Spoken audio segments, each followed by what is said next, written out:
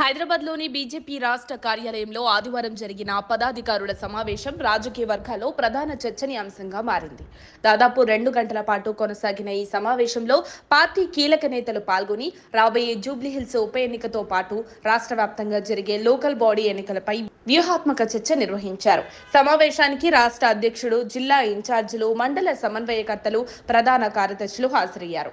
ఈ సందర్భంగా పార్టీ ప్రధాన కార్యదర్శి మాట్లాడుతూ గ్రామ స్థాయిలో పార్టీ బలపడేలా ప్రతి నాయకుడు కృషి చేయాలని సూచించారు. కేంద్ర ప్రభుత్వ పథకాలు ప్రజలకు సమర్థవంతంగా చేరితేనే బీజేపీపై నమ్మకం పెరుగుతుందని ఆయన అన్నారు. సమావేశంలో కేంద్ర ప్రభుత్వం చేపట్టిన Rythu Samriddhi Yojana, Ayushman Bharat, Jal Jeevan mission, housing schemes వంటి పథకాలను గ్రామ స్థాయిలో విస్తృతంగా ప్రచారం చేయాలని నిర్ణయించారు.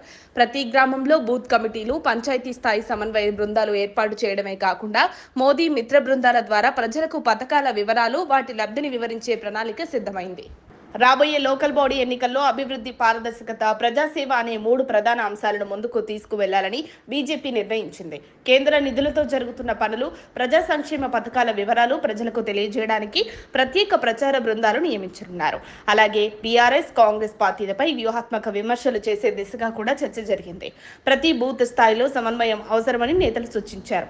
జిల్లాల వారీగా బాధ్యతలు పంచి పార్టీ బలాన్ని పెంచే చర్యలు తక్షణమే ప్రారంభించాలని నిర్ణయించారు. ప్రజలతో నేరుగా మమేకమై కేంద్ర పథకాలను వారికి చేరవేయడం ద్వారా బీజేపీ స్థాయిని గ్రామ స్థాయిలో బలపరచడమే ఈ వ్యూహం ప్రధాన లక్ష్యం. మరిన్ని అప్డేట్స్ కోసం మా కాయ్ టీవీని సబ్స్క్రైబ్ చేసుకోండి. మా వీడియో కనుక మీకు నచ్చినట్లయితే లైక్ చేయండి, షేర్ చేయండి. మీ విలువైన అభిప్రాయాలను కామెంట్ బాక్స్లో తెలియజేయండి.